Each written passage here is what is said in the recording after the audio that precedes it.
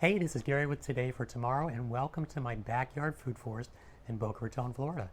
You know, this food forest is a year old this month, and some of you may have seen earlier videos, some may not, but either way, welcome to my food forest.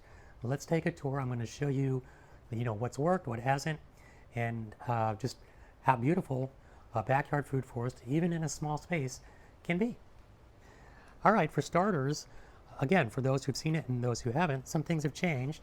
So this is a side yard. This is my side yard facing south. So everything here gets really nice sun. And this is my backyard facing west. And that's a little more challenged with the big oak trees and the pool enclosure from a sun perspective. But either way, what we're dealing with here are essentially two long, skinny spaces. So what that's done is it's made it a challenge. I'm trying to get as much in terms of variety and in terms of numbers of species as possible in here. This is interesting. I don't know if you can see this squirrel scampering across the top of my pool enclosure, but he's just one of the many residents of my food forest. Hey, you're planting a forest, you have to expect some animals, and I love it. I've got frogs, snakes, lizards, toads, bugs, squirrels, obviously, and birds, you name it. It's really cool. Anyway, we're going to get out there in the food forest. We're going to check it out. But just really quickly, soup to nuts, under $4,000 in all of this. Half of that is in my choice of pathways, expensive metal trim, but I think it looks really nice, and a whole bunch of gravel. All planted by hand, all small plantings, mostly 3-gallon pots, some 7-gallon pots. And I think I have 6 canopy trees, 10 sub-canopy trees, at least 30 individual bushes, tons of little just stuff like, pineapples that aren't in those numbers, all kinds of little garden plants, bunches of bananas that aren't in those numbers, and you name it, just lots of plants in here. So let's go check it out. I will mention that because of this small space, everything's going to be kept small. Canopy trees 15 feet or smaller, sub-canopy trees 10 feet or smaller. You get the picture. All right, let's get on out in there, and I'm going to show you everything that's here, what worked, what didn't, and let's check it out. Hey, real quick, just for clarity, the bananas, the pineapples, some of those smaller things, they actually were in that budget I gave you. I just did not include them in the plant count. All right, well, this is the north side of the yard facing south, and we're just going to do a quick tour, a quick walkthrough here. So starting with what's probably going to be my first canopy tree. I have one behind that I'm working on, but this is a longan. If you guys don't know longan, think lychee, very similar to lychee. All right, now down this whole hedgerow here, I inherited this nasty ficus hedge, which I'm ripping out piece by piece and replacing with black Suriname cherry. Black Suriname cherries, if you don't know them, they look like a little pumpkin. They're about that big. Yeah, about that big. A little bigger than a quarter, and they're delicious. Trouble I'm having is they've been really bountiful, but the mockingbirds eat them before they get ripe. So it's a constant battle with those mockingbirds. All right. This is a transitional food forest. That's what I would call it. Or any food forest is probably a transitional food forest. You're going to start off with small trees, which means you have a lot of sunlight. So what I'm doing is I'm utilizing the sunny spots to grow just kind of, garden crops. Right now, kale through here and peppers, but I do eggplants, I do tomatoes, you name it. All right, sub-canopy tree. This is Mamey sapote. Again, I'm going to let that get to be about 10 feet tall. And that's a slow grower. And another slow grower behind it, which can be a sub-canopy tree or a bush, is that Krupachama cherry. Now that has not yet fruited, and neither did that Mamey sapote. It had one little mamey on it. That had a few cherries, but they dropped off because it's just too young. So this year we should see cherries. Let's talk ground cover for a second. The entire garden, I started off, because you have to control for weeds in some way, I started off with sweet potato, and they were amazing, but they also went across this nice beautiful pathway and wound their way up the trees, and they just got a little bit hard to maintain. So I pulled hundreds of sweet potatoes out of here, but even so, you can see, look, sweet potatoes still popping up here, sweet potatoes popping up, really everywhere, and I'm just letting the odd sweet potato kind of go. All right. Back up to sub-canopy trees. This is a June plum. Many of my tropical trees lose their leaves completely, go completely bare in the wintertime. And now that we're in the spring, just in the last 2 weeks, you can see how quickly they grow back. So this will be a nice big canopy here in the subcanopy tree in another month or two, and it should, I'm pretty positive it's going to fruit this spring. Here we have papayas, a super fast grower, and you know, this is 7 months that it's gotten like this, and between these two trees I'm getting probably a fruit every week. It was a hard winter on them, but now it's a nice spring and they're fruiting well. Next canopy tree is this mango. This is a Gary mango. No fruit this season. Even if there were, I would have pulled them off to let it grow. Next summer I will have mangoes. Throughout the garden we have dwarf bananas. That's a dwarf Cavendish, I think, and the bigger one there is a Goldfinger, I believe. They have not yet fruited, but they will fruit very shortly. I also have mulberry as a bush. That can be a tree too, but I'm going to keep them as bushes, about as tall as they are, and they fruit really well. This one's just starting, and there's some over there that are and just have tons of fruit already.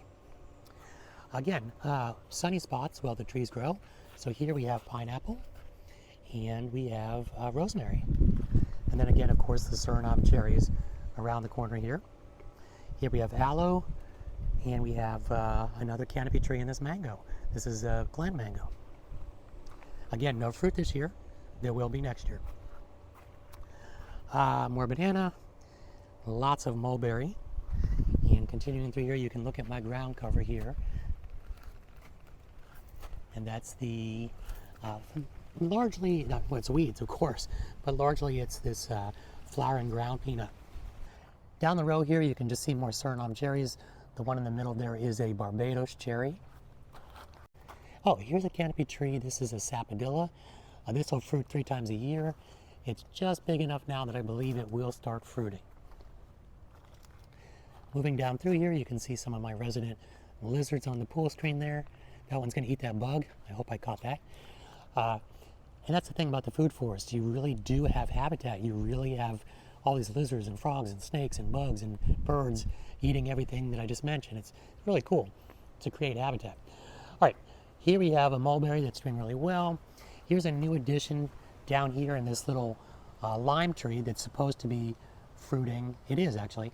In the wintertime, I'm going to try to keep that kind of small as a very kind of big bush, small subcanopy tree. Speaking of subcanopy trees, well, before we do that, this is blueberry. Blueberries always look kind of ratty. I think it's a pH thing, but it always produces a lot of fruit, so I'm just kind of leaving it in here. All right, subcanopy tree, sugar apple. Another one that lost all its leaves just 2 weeks ago, but it's popping fresh ones, and I'm already seeing lots of little blossoms, so it's going to be loaded with fruit this spring.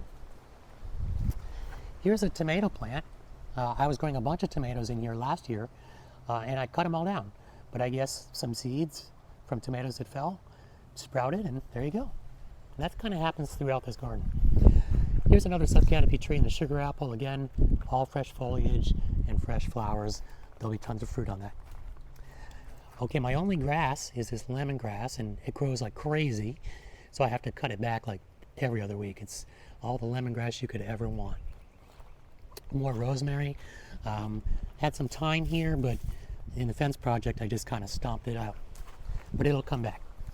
This will be a canopy tree. This is a Haas avocado. I won't see any avocados on it for probably 2 more years. It was very slow to start, but now it's growing quickly this spring. Here's a little cluster of Cavendish banana, dwarf Cavendish. No fruit yet, but there will be probably in 6 months. And then back here under this big oak tree, we had some challenges, you know, obviously with sunlight, but it gets good afternoon sun. So I chose Jaboticaba, which will do really well here in this dappled sunlight. Of course, you can see some basil on the ground there, and behind it some ground cherry. I forgot to mention there's ground cherry kind of scattered throughout. And that fruiting plant back there is a star fruit. That's a bell carambola, bell star fruit, and it's already fruiting. And that's going to do really well back here as a subcanopy tree under this oak tree. And way in the back there in the corner, that is ginger, like the ginger, edible ginger you use in cooking recipes. So that is the food forest. I'm going to take you out front now and show you a nice big grove of red bananas I have. Here are those bananas I was telling you about up front. Somebody told me they were African. I don't really know, but they are a variety of red banana, and they're interesting because the ones that get sun, like this bunch here is going to get good sun. They get really big. The bunches are big, and then the bananas themselves are almost as large as a store-bought Cavendish, but they're about 3 times as fat. And then you pull them off and they're red, but then when you let them ripen, they get almost rainbow color, just beautiful looking and beautiful tasting bananas. Hey, I wanted to finish the tour with a look at this papaya that came off this tree right behind me here. And for those of you who have not had a papaya fresh off a tree, you've never had a papaya. Same goes for a mango. You try to buy a mango in a supermarket, that's nothing compared to a mango you grow in your backyard, because a lot of these tropical fruits, they just don't get any sweeter the moment they're picked. And to be commercially viable, they have to pick these fruits when they're not ripe so that they can transport them without damaging them. So go ahead, and if you're not going to plant a fruit forest, I hope you do, but at least plant some fruit trees. You'll enjoy the fruit and you'll be lowering your carbon footprint. And that's what it's all about. Food forests are probably, in my mind, the single most impactful way that those of us who own property can actually make a difference in the health of our planet. They fight global warming, they sink carbon, they fight pollution, food and water scarcity, soil degradation, habitat loss, so many things. And you'll enjoy it. Trust me, you'll enjoy it.